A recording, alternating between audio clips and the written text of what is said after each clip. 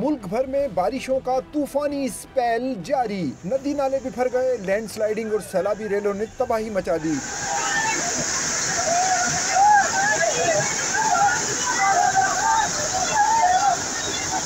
Quetta division میں مکانات گرنے اور ڈوبنے کے واقعات میں 9 افراد جان سے گئے، درجنوں مکانات ملبے کا ڈھیر بن گئے، کھڑی فصلوں کو بھی شدید نقصان پہنچا۔